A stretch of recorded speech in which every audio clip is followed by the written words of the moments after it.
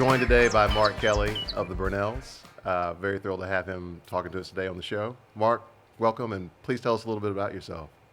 I think the best answer is I'm a writer. I think I've always said that's my only marketable skill.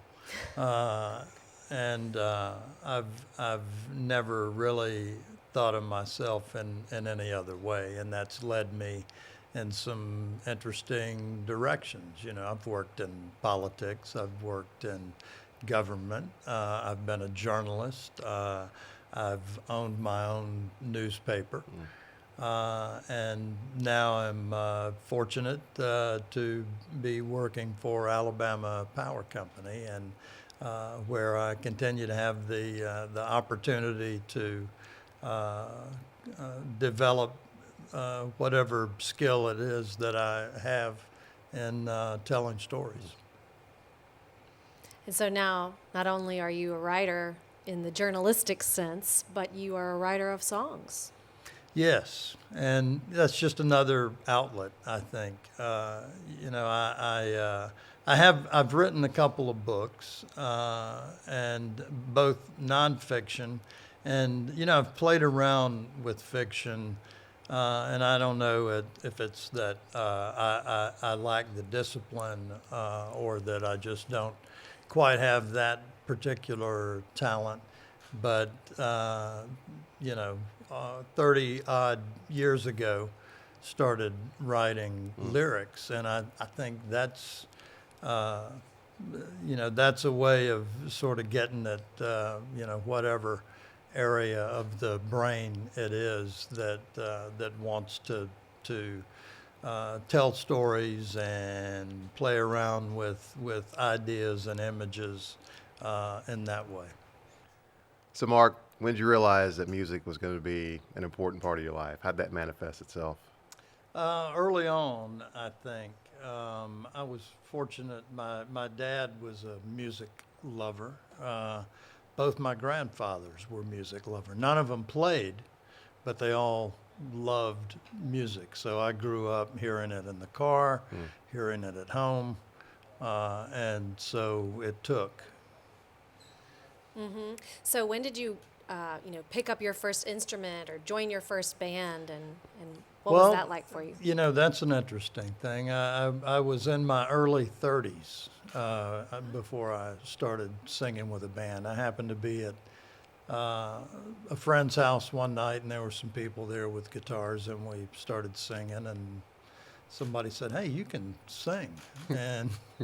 And so that, as things do, one thing led to another, and soon enough I was in a band, and soon enough after that started writing songs, and decided, I picked up an instrument just to kind of shield myself, a little, I think, and it just snowballed from there. So the band you're in now, it's called the Burnells. Correct. How did you and your bandmates come together, and tell us about your history? My friend Gary Heitch and I were in a band together and writing songs together. This would have been in the early 90s. And we decided that we wanted to do something a little different. And so this band came together out of that. At that time, we were then called the Happy Burnells. Are you less happy now? Well, we take a different, we think maybe a more mature view of life. We're still happy, but we don't brag about it. But we recorded and played together around Birmingham here mostly for about 6 years, and then our female singer, very selfishly, we thought, got pregnant and had a baby and stopped playing with us. And so we all went off and continued to play in different configurations, but not as a group. Gary and I stuck together as songwriting partners and play in the same band. But about 2018, early 2019, this band got back together and started writing songs together again, and here we are. Awesome. Yeah. So, Mark, you said you were originally the Happy Burnells, and then you ended up as just the Burnells. So, why drop the Happy? What happened? Well, I'll tell you how, there's a very simple explanation to how the whole name came about, which, has the added advantage of being true. Drummers don't hear very well. And so we were, all these years ago, sitting around trying to come up with a band name. And somebody, I think it was I, threw out the Barn Owls. And our drummer said, the Burnells. And somehow that stuck.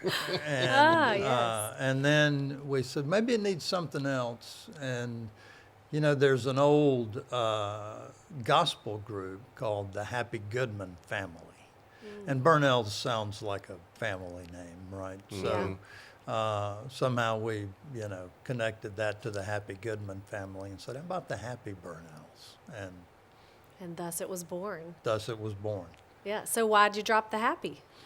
Well, same, we...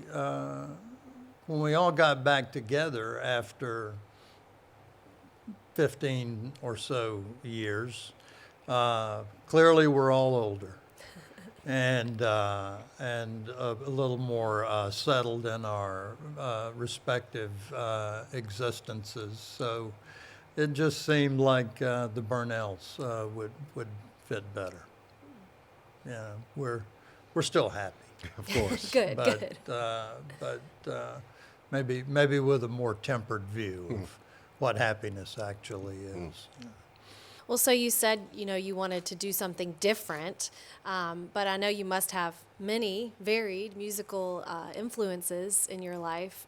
So can you tell us what's really the most influential act or band or artist for you now in this time in your life? Well, I think there's a few. Bob Dylan sort of overarches and infuses everything, but that's true of, I think, pretty much anybody who plays Yes, music. for many. Yeah, but he's there, and certainly I think in the approach to writing lyrics, and then musically, sound-wise, I think we try to triangulate. In fact, we actually talked about this a couple years ago. And then again, as we were going into recording this record we've just finished. But there's probably three bands, The Band being one, X being another, and who is the third? I'm going blank. REM would be the third. Yeah. Okay. And so I think we try to triangulate that. I think there's elements of all of that and a little more in what we do. Yeah, because those feel like very different from each other even. Yeah, I think they are. But I think it's in the way you put songs together and the way that different sounds sort of factor in and out of the music, itself. I think they're all in there somewhere. So, the Burnells' most recent collection of songs you've recorded at Wishbone Recording Studio in Muscle Shoals. We did. So that's a great connection. How'd that come about? Well, it's our drummer, Jason Ruha, who, it's a little ironic. I grew up 15 miles from Muscle Shoals, and I knew all the stuff that was going on over there, but I wasn't playing music at the time. So I was just sort of conscious of it. This would have been in the mid-'70s. Jason came to Alabama from Colorado And so when we were talking about this project, it was interesting that the Colorado boy spoke up and said, well, we need to go record in Muscle Shoals. And we got very excited about that, and we were very fortunate. We went up and scouted around a few studios, and were very fortunate to meet up with Billy Lawson, who is the owner of Wishbone, also a very successful songwriter in his own right. And so we hit it off with Billy, and it just turned out to be a great choice. Awesome. Yeah. Well, Muscle Shoals, of course, has a very rich music history and several famous studios up there. So, is the vibe and the music up there, has that been influential into what you've been able to create there? Yeah, it really has. And there is a vibe up there. I can't, put my finger on it, but you just feel it. You really do. And you can go and hear good music up there just about any night of the week. And so it does get into what you do. And it, there's an interesting, because some of these songs, they sound about like we thought they would sound when we wrote the songs, right? You kind of have an idea of what it might, and they came out that way. But there are others that we got in the studio and, started working with Billy, who has such a great ear. And they don't sound anything like they sounded before. There's a couple songs in particular that, we thought were really, we wanted to be kind of harder rocking songs that turned into something else once we sat down and started playing around with them in the studio. Part of that reason could be that you got to work with two actual Hall of Famers in Spooner Oldham and Travis Wammack. Man, let me tell you. What was that like? Well, it's hard to believe it actually happened. When we were talking about, well, we should get some folks from up here to, play on a few songs, and an old high school friend of mine, Jamie Copeland, who's been involved in the music business up there for a while, said, well, how about Spooner Oldham? And I said, you're crazy. That'd be great. Sure.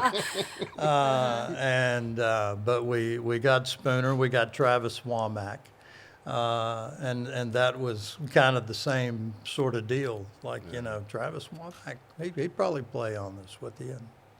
Oh, yeah, okay. And but working with those guys is just great. They're great people, for one thing. And yeah, I mean, with Spooner, you're dealing with a guy who's in the Rock and Roll Hall of Fame, but he's just, it's like us sitting here talking. He's just a wonderful, very humble guy. And so, when he came to the studio to play on his two songs, we're thinking, well, he'll be here for 45 minutes. He'll come in and knock this stuff out and shake hands and say thanks and be on his way. He stayed all day. And it's just, he likes being in the studio, Yeah. I think. If you're a musician, it's a great place to be. And I think he liked that. But, we just had a great day with him. And that's something. I'll say one more thing. We were walking out. He was walking out, and I walked out with him. And I said, I got to tell you, we're really honored that you're playing on these two songs. And he said, well, they're really good songs. So I went back into the studio after we said goodbye and said, folks, I'm going to go ahead and die now because I have nothing else that can top this. Spooner Oldham told me we write good songs. Awesome. So, it was just a beautiful Yeah. experience all Yeah. the way around. Yeah. Don't die yet. I think we got a couple more questions. Oh. Right, I know, yeah. Well, I got Hang in over there. it. I didn't die right then, All right, so good. I think I'm probably okay. Good. Well, I know you wrote most of those songs, or all of them at least, before you got into the studio. But can you talk a little bit about, your songwriting process? Do you start with a melody, or did you start with a lyric? And then how, when you get into the studio, do they morph at all, especially with having people like Spooner there with you, when they're kind of coming up with their parts and what they're going to do on the song? Does anything change at all, when you're in the studio? Yeah, absolutely. And they come about differently. Sometimes, it's a phrase that gets you off into off on some tangent that hopefully leads somewhere. And sometimes it is a melody. You're playing around with something and you think, that sounds interesting, and you work it from there. So it can work both ways. And certainly being in the studio, especially with a guy like Billy at the board, you're playing something and he says, well, what if we try this? Or what if we do that? And he's not only hearing what you're doing at the time, but he's already thinking ahead to, okay, what are we going to overdub here? What if we put a pedal steel on this song? And, things like that just come out of the process. And, some of them you think, really? Is that going to sound good? And it does, or sometimes doesn't, and you move on to the next thing. But it sounds a little pretentious to talk about the creative process, I think, but that's really what it is. You're trying to take something and make it the very best it can be. Mm-hmm. So part of the creative process is also stories, right? So working with a couple of Hall of Famers, I imagine you either deliberately or accidentally heard some really cool stories. So without betraying any confidences, and as Barbara Walters said, just between you and me, hit us with a cool story. Well, I'll tell another Spooner story, because when he sat down to play, he did one song on the B3 organ, which is out in the studio, but the other song he played on a keyboard, which is in the control room. So we're doing that one first, and he sat down at the keyboard and he's noodling around to kind of get warmed up. And he's such a humble guy that he would not have done this just on his own. He's just warming up. But Billy turned to him and said, "Hey, Spooner, play a little bit of that Aretha thing." And so that iconic opening to "I Never Loved a Man," right? That is Spooner. And he went into that. And I got tears in my eyes. I couldn't believe this guy invented that, right? I mean, if you know the story of that song, they couldn't figure out how to do it in the studio. And there was all this talking back and forth, how do we, and Spooner got tired of listening to that and went out and took a walk. And he came back in and sat down and just started that. And the producer said, "That's it. That's what we're doing." So here's Studio this guy, magic. man. Yeah. So you can't beat that. Awesome. And about Travis, I'll just say, one, he's just a monster guitarist. And he had a solo career back when I was growing up, and so I got to tell him, I listened to you when I was 15. But then, he was Little Richard's band leader for like 7 years. And just a great guitarist, but also just a very dryly funny guy.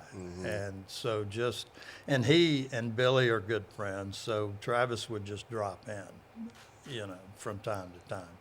And that, it was always just fun having him be there in the studio. What's your hopes for the album? What's success look like? Well, I have no idea. It's the music business has changed. What does success look like? Yeah. Do you want 1 million downloads? Do you want uh, do you want to sell some songs? We really do. We would love for, people. We're not professional musicians. We think we're okay and pretty good, but we'd like somebody better known than we are to take one or two of these songs and sell 1 million of them, But, what does success look like? We got an album that we had tremendous fun making, that we got to work with people who are tremendously respected and tremendously good at what they do. And it sounds really good. It sounds better than we could have hoped for, I think. We got more out of ourselves than I think we might have thought we would going in. And so we've already got success because we've got a record that we're really happy with. That's great. That's great. Well, I think we're going to get to hear some of this music coming up here, so we're fortunate to hear that. But thank you for sitting down and talking to us. Well, Yeah. Thanks for having me. We wish you appreciate it. all the success and luck with the release of the album. Well, We'll be on the thanks. lookout. All right. This song is called Welcome to Nowhere Land. And like all of the other songs on this new record, it was written mostly during the early days of the COVID pandemic, which lends kind of a different weight and emphasis and meaning to at least some of the lyrics of the song. And so with that, let's give it a try. Welcome to Nowhere Land, where time does its best to stand still, where all anybody wants is an uncomplicated thrill. Something in the way the wind comes rushing in makes the tall grass bow down. The road I take tempts me with every sin. My own thoughts I might drown. Welcome to Nowhere Land, where everybody looks straight ahead, where one step over the line might be the last you tread.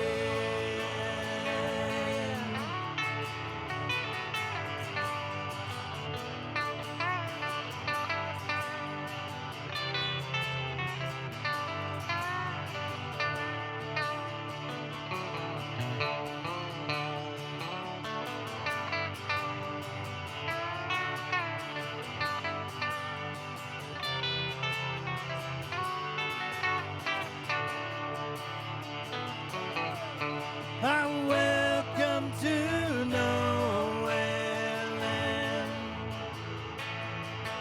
where nobody gets out alive.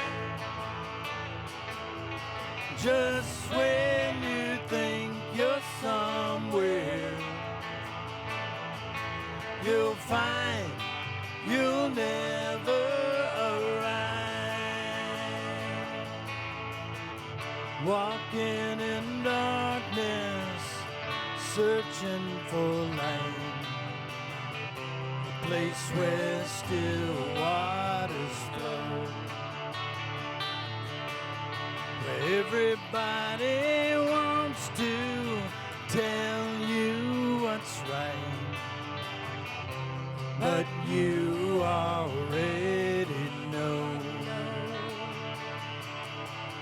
Welcome to Nowhere Land.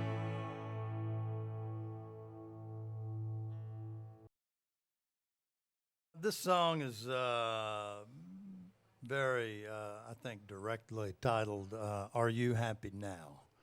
So yet another song written during the COVID pandemic, during the onset of the COVID pandemic. And it's one of those that sort of sounds a little like a love song or maybe a song about people that don't know whether they're in love or not. But it's more than that, and it's not, maybe not even really about that at all. So that's about as enigmatic as I know how to be. So let's go good. ahead and play it. Okay.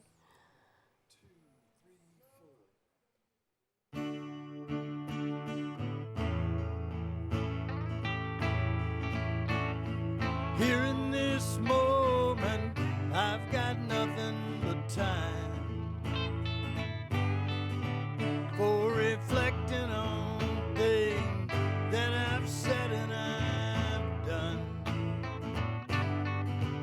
But for better and worse, what will it come to if we're losing our connection to the thread that connects us, everyone? From where I'm standing, the lay of the land is unclear. Things that once seemed so near now seem so far away. The paths of the moon and the star proceed unaffected, but our vanity makes us believe there are debts that are not ours to repay. Are you happy now, now that everything's breaking apart? Do you know the difference between true love and a fleeting affair of the heart? Conversations that never again may be had.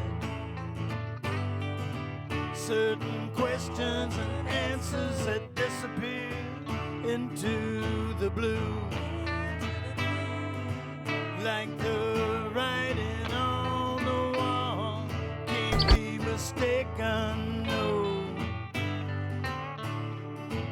Warning us of dreams we never like believing would come true. Yeah, yeah.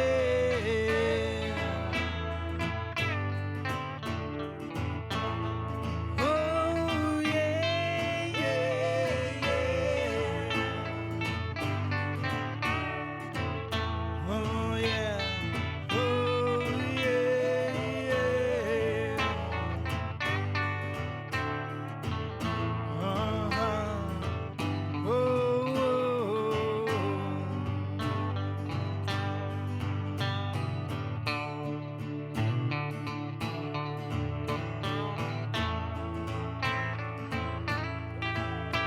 are you happy now, now that time refuses to crawl? Can you measure the distance between where we stand and where we're bound to fall?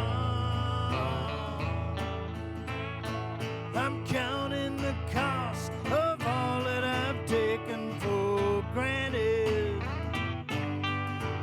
affirming truths that I know in my heart, re-examining things in the light of the realization that I'm closer to the end than I am to the start. But here in this moment, I've got nothing remembered time.